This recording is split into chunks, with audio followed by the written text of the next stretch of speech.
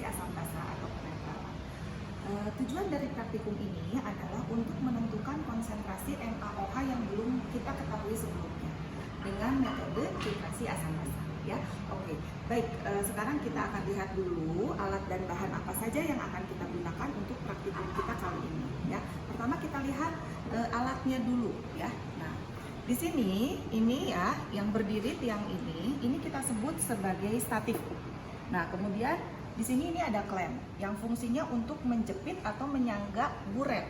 Ya, jadi pipa panjang ini kita sebut dengan buret. Ya, nanti yang fungsinya untuk meneteskan cairan. Ya, karena lihat di sini ya ada kerannya.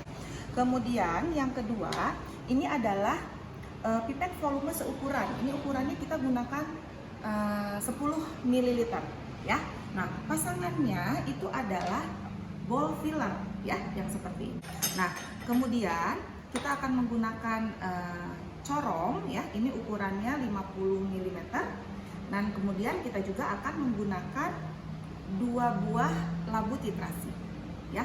Nah, kemudian kita juga akan menggunakan kertas putih ya. Nanti ini akan digunakan sebagai alas labu titrasi di bawah sini ya untuk melihat perubahan warnanya.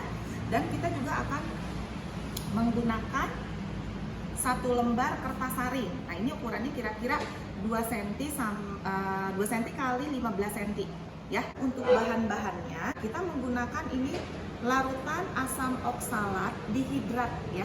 Nah, di sini konsentrasinya 3,15 gram per liter. Kemudian kita juga akan menggunakan larutan NaOH X molar ya. Artinya X molar itu belum diketahui konsentrasinya. Kita nanti akan mencarinya dengan menggunakan metode titrasi. Kemudian, nah kita menggunakan PP. PP itu adalah fenolftalin ya. Fenolftalin itu adalah indikator asam basa. Kalian sudah belajar ya indikator asam basa ya. Nah, yang akan memberikan perubahan warna pada pH basa. Ya, jadi nanti perubahan warnanya adalah pink gitu ya. Nah, jadi ini untuk menentukan titik akhir titrasi. Ya, baik ya. Langkah pertama kita akan membilas buret terlebih dahulu. Kita membilas, kenapa ini harus dibilas ya? Agar kita memastikan larutan yang berada di dalam buret ini adalah larutan yang akan kita gunakan nanti. Jadi tidak ada larutan yang lain ya. Karena kita percobaannya ini adalah kuantitatif ya. Jadi perhitungannya harus akurat ya. Pertama-tama kalian harus lihat dulu ini. Alatnya seperti ini ya. Ini ukurannya 50 ml ya. Nah, dengan skala di sini ada skala-skala, kalian bisa melihat ya, ada skala-skala volume. Kemudian di ujungnya di sini ada kerannya ya. Nah, lihat, perhatikan di sini ya. Kalau kerannya itu ke atas seperti ini vertikal, ini artinya cairan dari atas ke bawah itu akan turun ya. Jadi keran dibuka. Nah, kalau kita putar seperti ini, posisinya horizontal. Nah, ini artinya menahan cairan ya. Jadi keran ditutup seperti itu ya. Nah, terlebih dahulu sekarang kita akan bilas dulu dengan kondisi keran tertutup seperti ini ya. Jadi nanti biar aliran larutan yang akan dibilasnya tidak langsung keluar. Nah, larutan yang akan kita isi ke dalam buret itu nanti adalah larutan NaOH X molar yang akan kita gunakan ya. Nah, sekarang kita masukkan sedikit saja ya.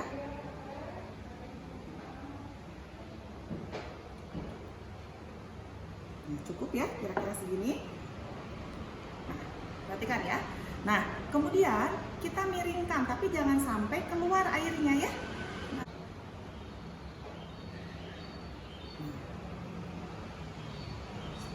Setelah itu, setelah dilakukan pembilasan, kita buang larutan yang tadi hasil pembilasan ya ke dalam wadah ya. Jadi boleh nggak langsung dibuang langsung ke wastafel? Boleh, tapi sambil dinyalakan kerannya ya. Jadi pengenceran buret yang sudah kita bilas tadi kita taruh lagi di sini ya, di klem dan statif ya. Nah, kemudian kita akan mengisi buret ini dengan larutan NaOH X molar ya. Nah, pastikan mata kalian itu nanti untuk menera itu sejajar dengan angka 0 yang ada di sini gitu ya. Jadi pembacaan itu harus dilakukan sejajar dengan mata gitu ya. Nah, jadi agar pengukurannya akurat atau peneraannya akurat. Nah, sebelumnya kita akan isi dulu buret ini tapi tidak pas di 0 ya. Jadi kita akan lebihkan. Langkah pertama kita ambil kertas saring seperti ini ya. Nah, kita lipat dulu. Nah, ini fungsinya sebagai ganjel ya, atau menyangga corong nanti ya di mulut buret ini agar ada rongga udara gitu ya. Jadi nanti ketika kita memasukkan cairan NaOH ke sini nanti tidak meluap ya. Nah, seperti ini. Kemudian kita masukkan ini corongnya ya, seperti ini kan. Jadi ada rongga udara. Kita pastikan, lihat ya di sini ya kerannya. Ini kerannya sudah posisinya seperti ini ya, horizontal, artinya tertutup ya, cairannya tidak akan keluar. Baik ya, hati kita masukkan. Nah, kita lebihkan sedikit ya. Nah, ini kita lebihkan sedikit. Nah, kita taruh ini di sini ya. Tadi gelas kimianya kita taruh yang berisi NaOH karena kita akan menurunkan cairan ini sampai ke angka 0 di sini ya, sampai ke skala 0. Kenapa? Karena buret itu mineral 50 ml itu sampai sini ya, sampai ujung keran ini gitu ya. Nah, ini jadi cairannya harus terisi. Nah, ini masih kosong kan ya, jadi kita turunkan agar yang bawahnya terisi. Nah, jadi yang kita baca adalah meniskus bawah ya, karena di sini cekup. Apakah ini udah selesai? Belum, lihat ini belum dicabut ya corongnya. Kita cabut dulu ini corong. Nah, ini apa sih fungsinya selain ganjel? Ternyata ini ada fungsi lain ya. Nah, jadi kita akan menyerap cairan yang masih menempel di dinding. Fungsinya apa? Agar dia tidak menetes ke bawah gitu ya. Nah, kalau menetes ke bawah nanti akan ada perubahan volume. Nah, ini udah basah, kita boleh balikin lagi nih, pokoknya sampai kering. Nah, setelah buret terisi ya, ini kita pindahkan. Ada cairan di sini ya. Nah, jadi kita lap dulu karena kita nanti akan menyimpan kertas putih di sini ya. Jadi jangan sampai kertasnya basah. Yang ada nanti kita isi di sini ya. Ini namanya labu titrasi. Jangan tertukar dengan labu Erlenmeyer karena bentuknya mirip ya. Kalau Erlenmeyer itu lehernya agak sedikit menyempit ya. Nah, oke, sekarang kita akan masukkan cairan apa yang akan dimasukkan ke sini, yaitu cairan asam oksalat dihidrat ya, 3,15 gram per liter. Oke, bagaimana cara menggunakannya? Kita tidak bisa menggunakan gelas ukur karena pengukurannya harus akurat ya. Jadi kita menggunakan ini pipet volume seukuran beserta pasangannya. Nah, ini dia ball filler ya. Nah, terlebih dahulu sebelum kita pasangkan ball filler ke dalam pipet ini ya, pipet volume seukuran, kita keluarkan dulu. Di sini kamu lihat ya, ada apa tombol-tombol yang bisa kamu tekan. Yang ini A, artinya dia nanti akan mengeluarkan udara yang ada di balon ini ya, atau di ball ini. Kemudian ini ada shut, artinya menyedot ya. Jadi nanti dia akan membuat tekanan sehingga cairan yang dari dalam gelas kimia nanti naik ke pipa ya. Nah, kemudian di sini ada exit, artinya untuk mengeluarkan cairan ya. Oke, pertama apa dulu? Pertama tekan dulu ini A, kemudian kita squeeze. Nah, seperti ini ya. Tuh, jadi hilang ya cairan udaranya. Kemudian kita pasangkan ke sini. Oke. Kita masukkan. Nah, ini larutan yang akan kita masukkan ke dalam labu titrasi. Nah, ini sama. Nah, di sini kan ada peneraan, di sini garis ya. Artinya kalau mau 10 ml itu larutannya harus sampai sini. Nah, ini nggak boleh kayak gini ya. Posisi mata dengan garis ini tidak sejajar. Jadi harus sejajar begini ya.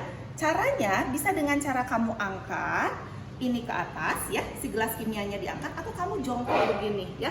Tapi kan kalau jongkok ini ya, pegel ya, jadi kita angkat aja. Nah, seperti ini ya. Nah, ini pastikan sudah sejajar mata garis. Kemudian apa yang ditekan? Tombol apa? Tombol E atau tombol S? Tombol S ya. Jadi kita akan menarik cairan ke dalam pipet. Nah, bisa kalian lihat di sini? Ada lebih sedikit tidak apa-apa, kita keluarkan ya. Nah, sampai kapan kita keluarkan? Sampai meniskus bawahnya itu menyentuh garis ya, garis peneraan. Nah ya, sudah. Nah, oke. Nah, kalian sudah belajar fungsi pipet adalah untuk memindahkan cairan dari satu wadah ke wadah lain. Nah, dari sini kita akan pindahkan cairan itu ke labu titrasi ya. Nah, caranya begini. Ininya tegak lurus. ya pipetnya, kemudian tekan tombol exit ya. Lihat cairannya turun ke bawah ya. Ini masih ada sedikit yang tersisa, tidak apa-apa karena ini sudah hasil kalibrasi ya peneraan. Jadi kita cukup ketuk-ketukan saja 3 kali ya. Nah, ini sudah 10 mili. Oke. Karena kita akan melakukan percobaan sebanyak 2 kali atau diplo, maka kita juga akan mengisi labu yang kedua ya. Nah, ini sudah menyentuh meniskus bawah ya. Nah, boleh kalian angkat. Masukkan di sini. Kemudian kita masukkan ke labu titrasi dengan posisi seperti ini ya. Nah, setelah labu titrasi terisi oleh larutan asam oksalat dihidrat, kita akan masukkan ke dalamnya indikator asam basa ya. Nah, kita akan gunakan di sini fenolftalin gitu ya. Nah, jadi fenolftalin ini akan memberikan perubahan warna kepada larutan yang menandakan bahwa titik akhir titrasi selesai. Kita teteskan. Nah, ini cukup 3 tetes saja ya, jangan banyak-banyak.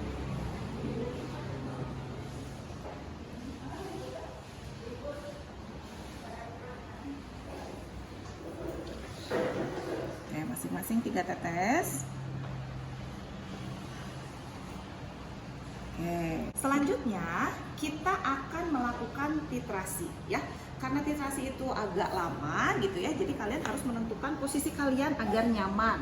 Nah, di sini ya kalau ibu sih duduk aja gitu ya. Nah, dengan posisi seperti ini ya. Nah, di sini kita letakkan kertas putih agar kita bisa melihat perubahan warna yang terjadi pada larutan yang menandakan titik akhir titrasi selesai. Nah, seperti ini. Nah, begini ya. Nah, cara memegang buretnya seperti ini.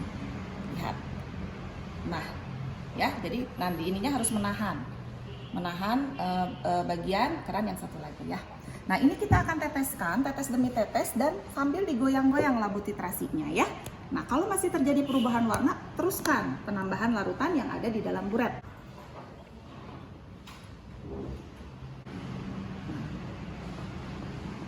Ini belum ada perubahan warnanya ya. Nah, sudah ada ya, lihat. Tuh, sudah ada perubahan warna, lihat.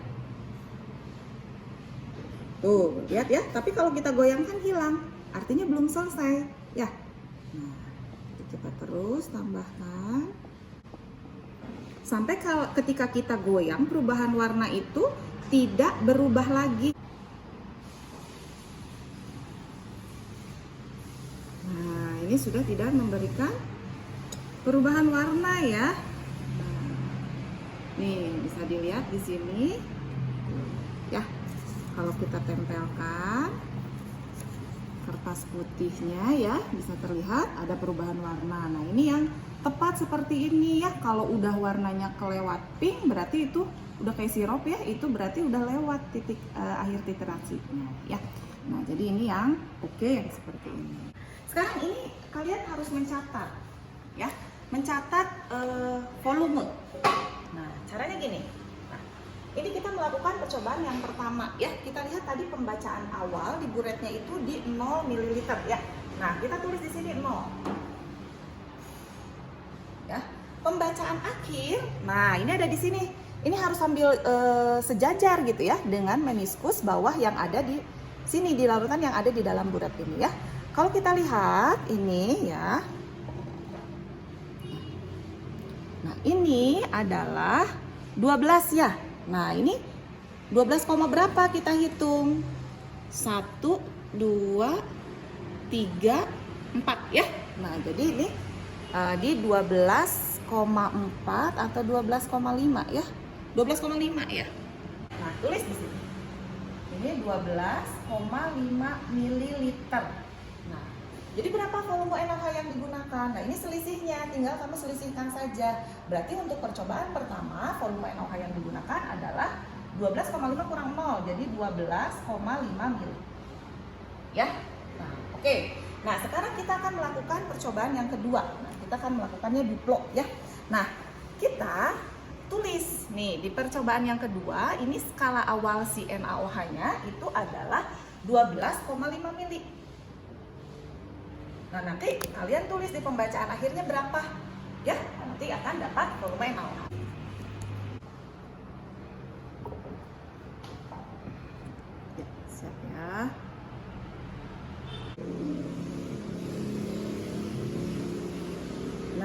sudah tidak ada perubahan warna lagi ya.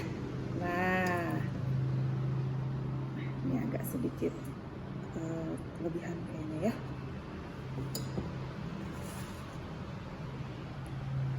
Nah ya, kan pembacaan akhir di sini.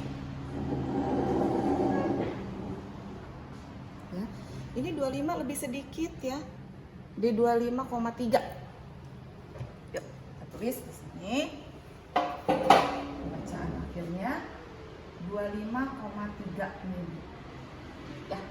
Jadi ini berapa selisihnya? Nah, ini selisihnya 25,3 dikurangi 12,5. Nah, ini adalah 12,8 ya. Nah, ini kan tidak terlalu jauh ya. Nah, sekarang kita akan menghitung volume rata-rata ya. Jadi volume rata-rata itu tinggal kamu tambahkan bagi 2. Baik, sekarang kita lanjutkan menghitung molaritas NaOH. Ya, bagaimana caranya? Terlebih dahulu kita menghitung molaritas asam oksalat dulu. Ya, nah di sini sudah diketahui konsentrasi asam oksalatnya adalah 3,15 gram per liter. Ya, artinya kalau per liter per 1000 ml ya. Nah, kita akan menggunakan rumus molaritas ini untuk mencari molaritasnya. Ya, gram per ml dikali 1000 per mililiter. Nah, liternya ini jadi 1000 ya. Nah, terlebih dahulu kita mencari mr-nya.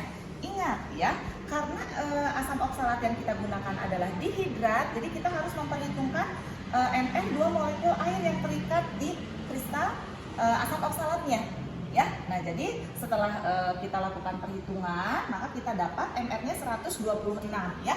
Nah, kita lakukan perhitungan di sini, gramnya itu 3,15 gram dibagi mr-nya tadi 126 dikali 1000 dibagi 1000. Ya. Nah, ini nanti dicoret sehingga kita dapatkan 0,25 molar. Ya. Nah, kita nanti kalau mau cari molaritas NaOH, nah, caranya gimana? Caranya mol dibagi volume. Ya. Nah, ini volumenya sudah ada dari hasil tadi. Ya, percobaan tadi sudah ada volumenya 12,65 ml. Nah, yang belum ada adalah molnya. Caranya gimana? Kita cari dulu mol asam oksalat. Ya, apa rumus mol? Nah, karena tadi molaritas sama dengan mol per volume, maka mol sama dengan molaritas dikali volume ya. Nah, oke. Nah, ininya berapa? 0,25 molar. Nah, volumenya berapa? Tadi kita menggunakan di percobaan 1 dan 2, asam oksalatnya kita ukur volumenya 10 mili. Yang kedua pun 10 mili ya. Jadi kalau dirata-ratakan 10 ya. Nah, ini boleh di sini 10 ml boleh ya. Tapi hati-hati ketika nanti satuan molnya di sini adalah milimol bukan mol ya. Jadi di sini 2,5 milimol. Seperti itu ya. Nah, baru setelah kita dapatkan molnya kita bisa bandingkan. Kalau asam oksalatnya 2,5 milimol, NaOH-nya berapa milimol? 2 banding 1 ya. Kalau 1 2,5 milimol. Kalau 2 berarti 5 milimol. Gitu ya. Nah, baru nanti kita hitung molaritasnya. Molnya sudah ada, mau pakai milimol boleh. Tapi volumenya harus dalam mililiter ya. Jadi langsung saja masukkan di situ 12,65 mililiter ya. Nah, 12,65 mililiter. Nah, nanti kalian dapatkan hasilnya berapa molar ya. Nah, jadi itu cara dengan menggunakan stoikiometri larutan. Nah, ada juga cara lain dengan menggunakan rumus ini. Kalau rumus ini lebih simpel ya. Jadi kalian tinggal masukkan datanya, kemudian nanti dapat hasilnya. Yang akan kita cari di sini adalah molaritas basahnya ya, NaOH-nya ya. Nah, jadi kalian tinggal masukkan data-data ini ya. Asam oksalat H-nya 2, berarti A-nya 2 ya. Molaritasnya berapa? Tadi sudah kita cari. Ya, volumenya berapa? Yang asam oksalat tadi rata-ratanya 10 ya. NaOH. Nah, ini yang basahnya NaOH. NaOH itu OH-nya berapa? 1 ya. Berarti B-nya 1. Molaritas basahnya dicari, volume basahnya kita gunakan dari hasil percobaan. ya. Jadi sehingga nanti kalian dapat berapa molaritas pasarnya ya. Jadi kalian harus bisa melakukan perhitungan dengan dua cara, dengan menggunakan rumus dan stoikiometri larutan ya. Nanti di pertanyaan di modul juga ada ya. Nanti harus diisi semuanya. Baik, selesai sudah percobaan kita kali ini ya. Terima kasih atas perhatiannya. Selamat mengerjakan modul, kerjakan dengan baik ya, dengan teliti dan dengan rapi agar nilainya bagus ya. Assalamualaikum warahmatullahi wabarakatuh.